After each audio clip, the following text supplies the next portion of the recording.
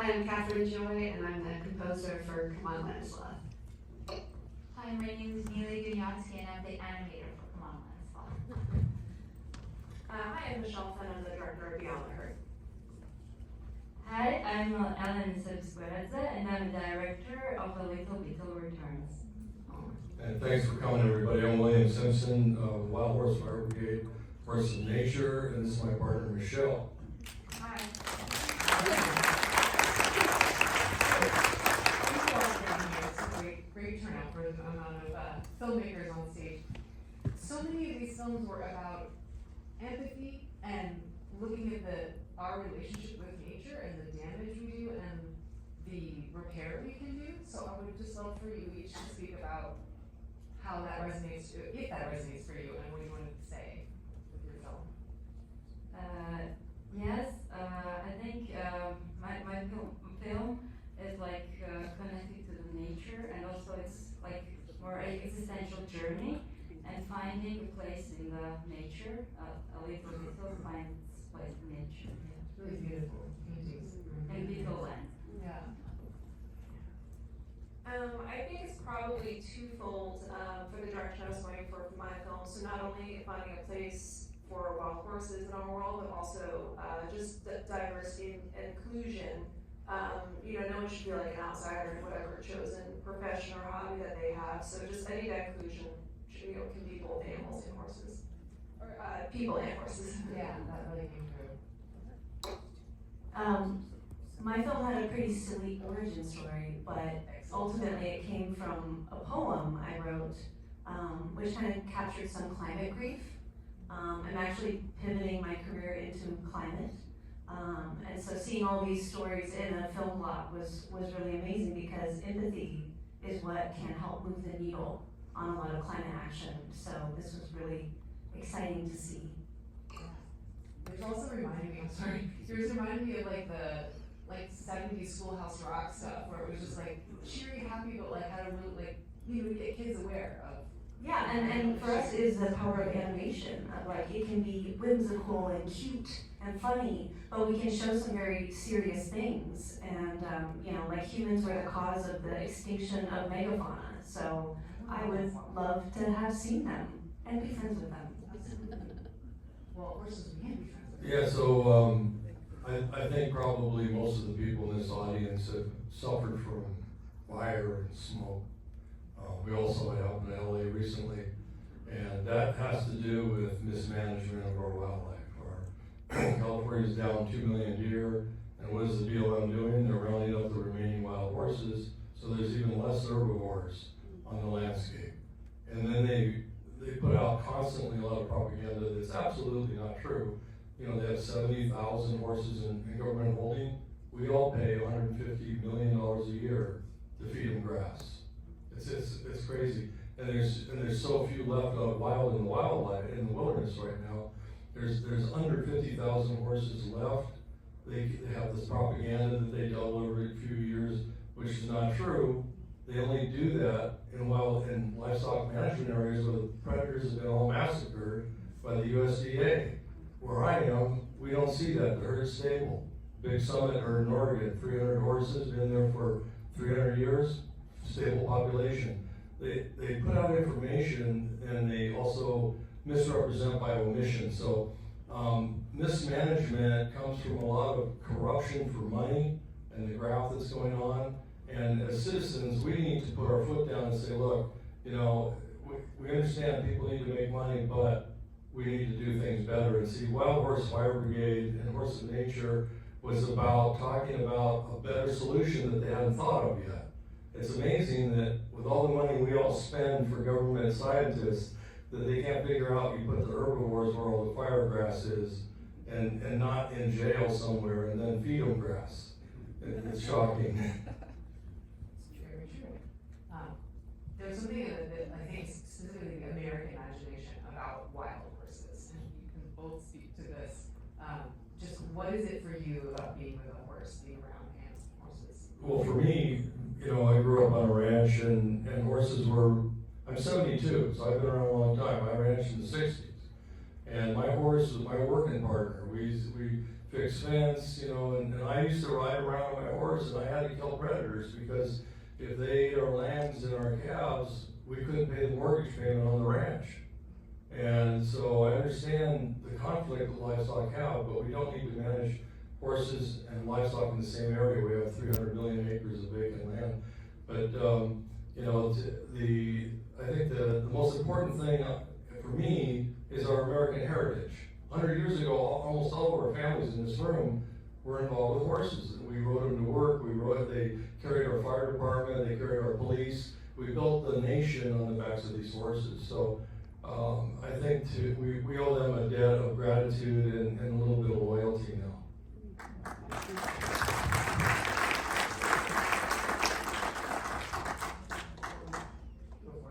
Sorry, I think I pressed the button. Hello, they're working now.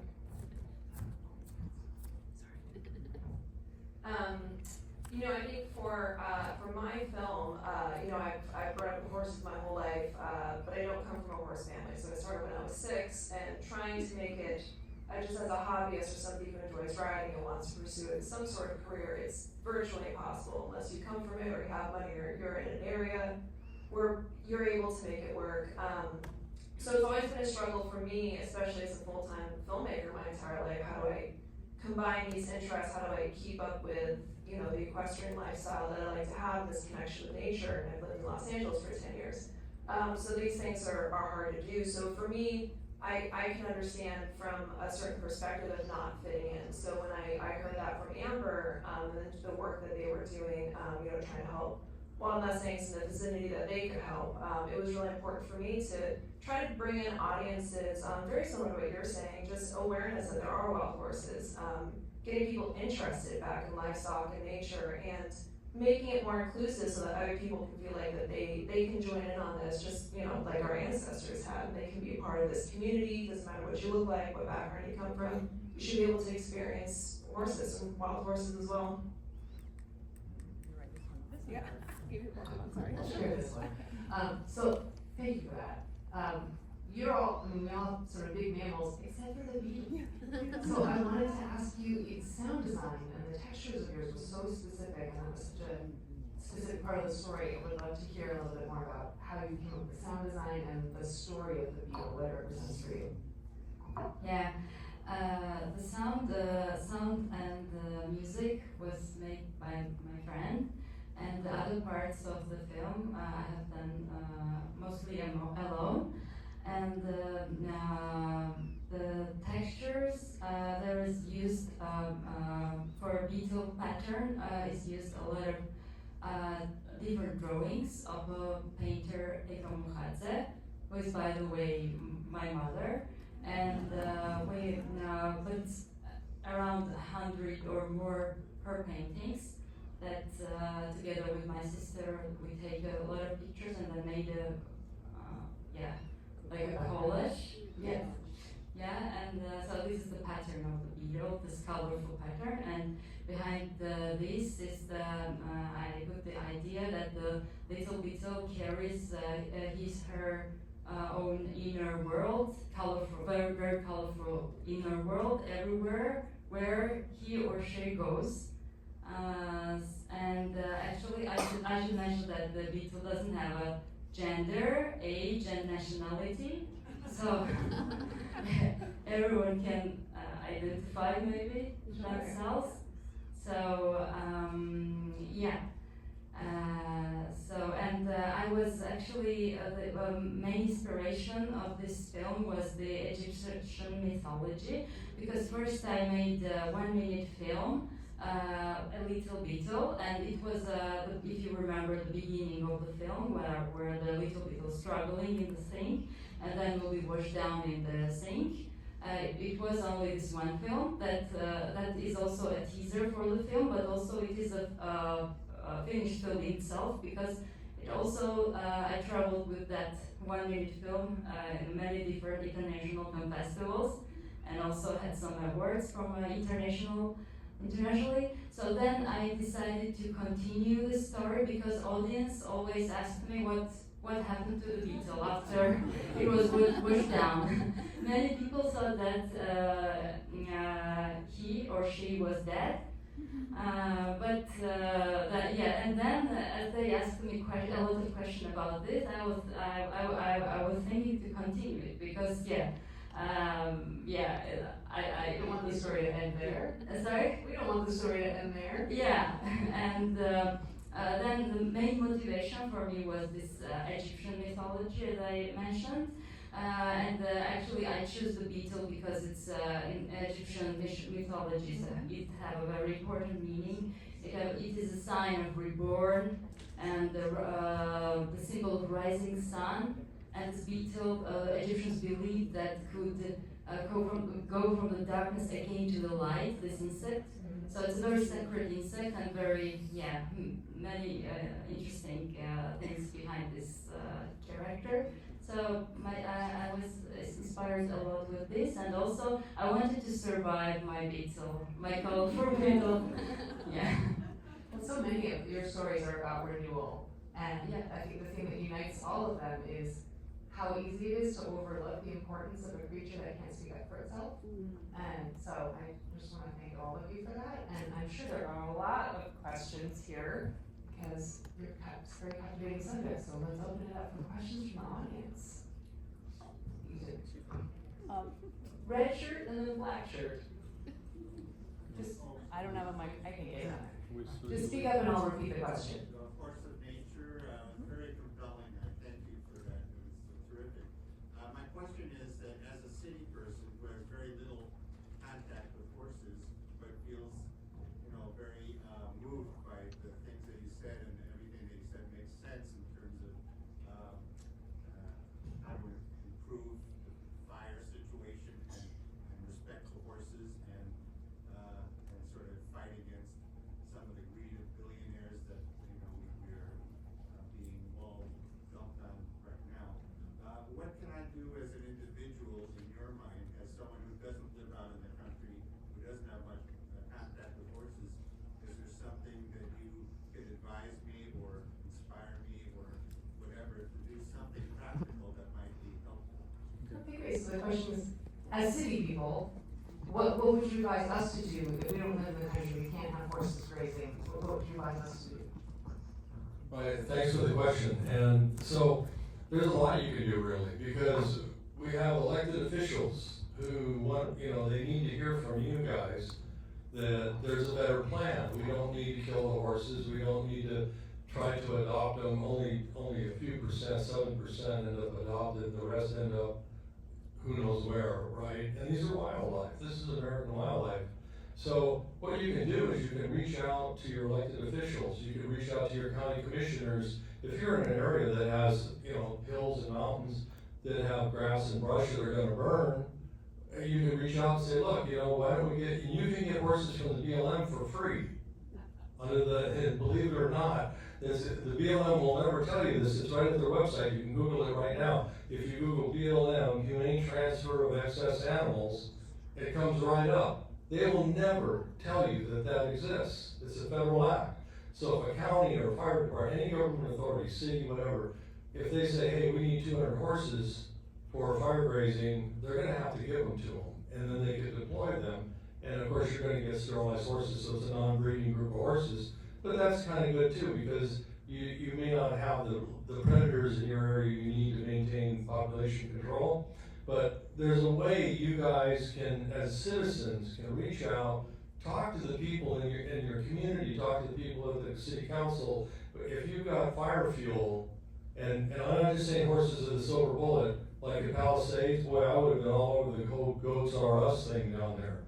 That would have been a thing, but you can reach out, and these people want to hear. They don't have good ideas. Look at government; they always follow private industry. Private industry's always first, and then government kind of glacial speed comes along and adopts a new technology. So we've got a plan that works. We proved it, okay, and we know it works. So that's what you can do, and you can do it easily at home on your computer.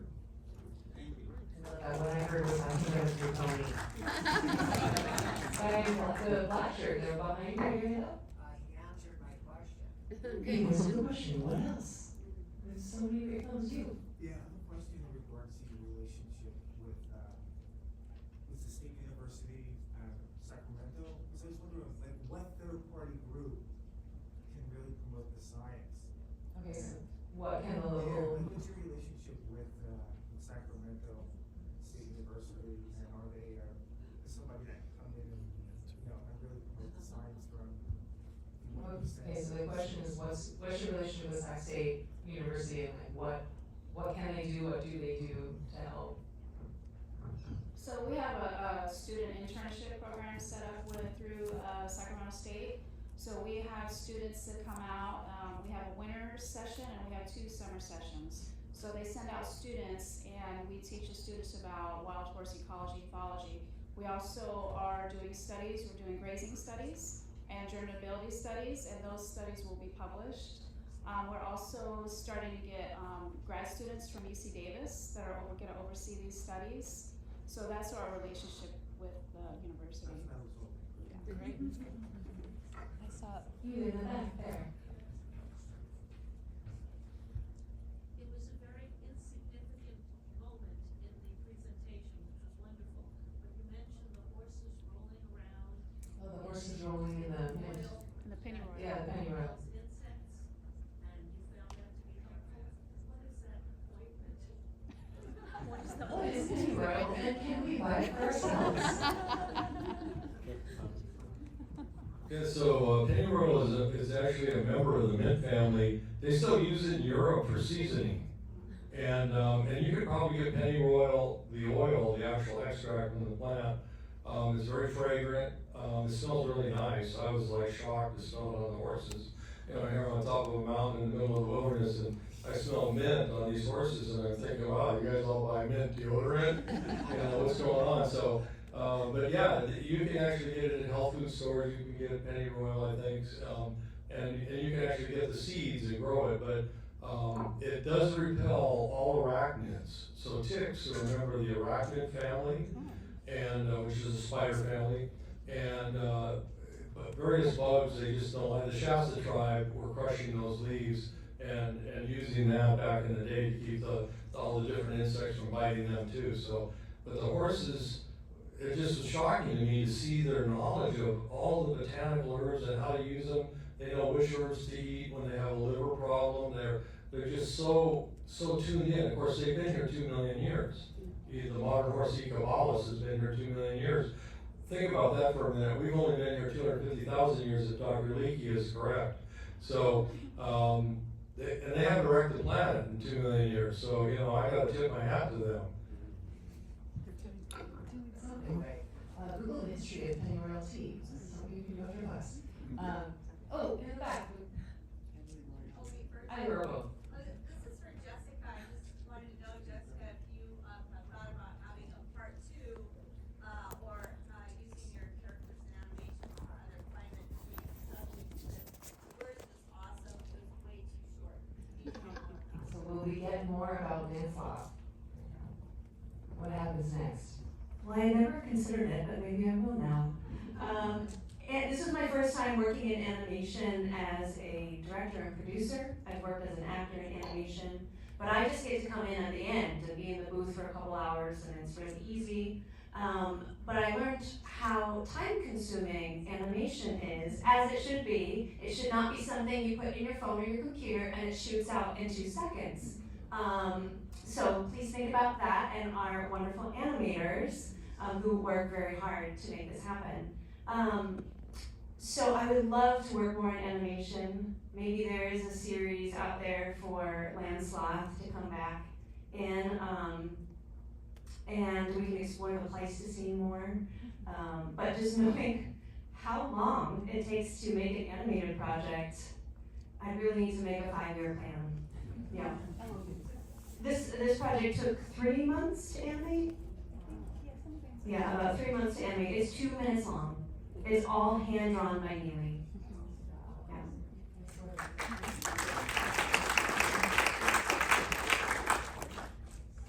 Hello, thank you. Hi, I'm Randall Lucero.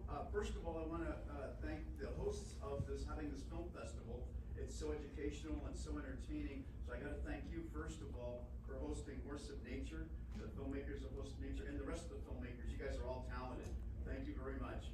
I'm Randall Massaro, an actor in Hollywood, retired law enforcement, but also an animal rights activist. And I have one up on everybody because I know Captain Blaney Simpson and his lovely wife, partner, and you guys do a great job, all of you. And for Cap, maybe you could tell the audience too, that they don't know, like when they donate to National Park Service, U.S. Forestry Service, or other organizations, that they're also behind the annihilation of the wild horses and burros. Not only with the roundups, but 200 million tax dollars being spent to send them off to slaughter.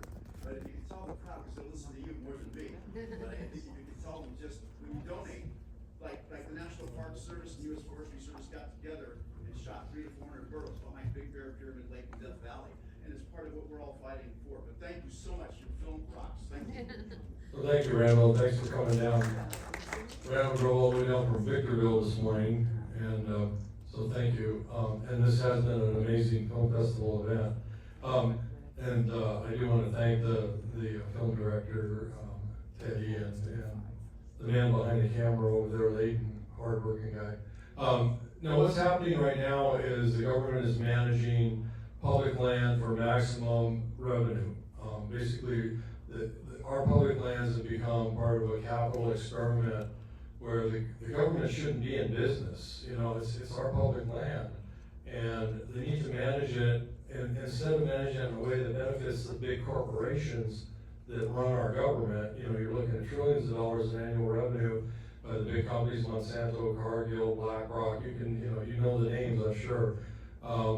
They are trying to maximize yield off these public lands, and if we support the agencies that are carrying out, these are the soldiers on the battlefield, the BLM, the U.S. Forest and stuff, we're actually helping them speed up their agenda to eventually just monetize public lands with all the things that make money, and not the things that necessarily make us happy, not necessarily the things that make our ecosystems vibrant. They're looking at dollars, and that's not sustainable. We cannot continue to do this type of management on American public lands. It doesn't work. And then, you know, Randy brought up this thing about they're killing off all these different predators and the horses, and that's true. I mean, you can Google LA Times, 450 horses found shot dead in Nevada. It was on BLM land. They flew around in a helicopter and just shot the horses. And then they go, oh, we don't know what happened. But if you went out there and you parked your RV for 5 minutes and were camping, they'd be on you, their law enforcement would be on you like white on rice. So, you know, there's what's going on out there is really tragic. And we're gonna see the end of these horses. These wild horses, they're gonna be gone in our lifetimes if we don't step up. And there's a better plan. It doesn't, and that's the other problem we have with some advocates. They think it's a win-lose thing. You know, the ranchers all gotta go away so the horses can be there, or all the industry's gotta go away. That's not necessarily true. You know, there's like I said, I looked at the landmass of the western United States. There's 300 million acres of vacant wildlands where there's no livestock, no gas oil, there's none of that going on, and you can't do solar, so, and it's on fire. And the smoke now is killing people. UCLA just put out a report about 6 months ago, 5,000 Californians died prematurely every year from wildfire smoke.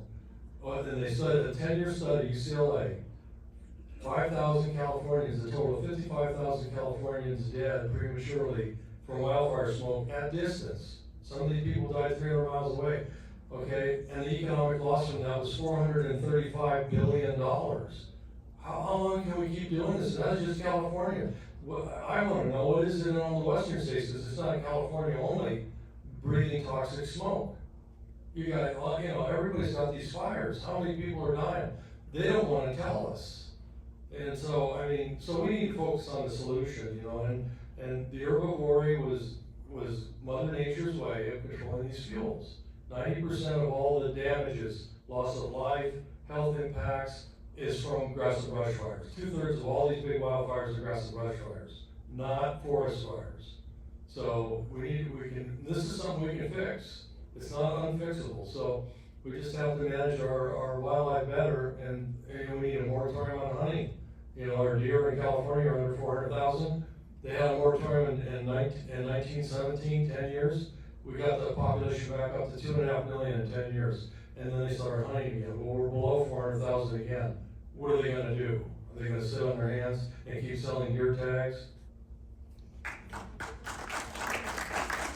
Well, call to action for sure, so thank you so much for that. We have to vacate the theater for the next showing. Please seek out these filmmakers in the lobby, keep the conversation going. Thank you guys so much for being here.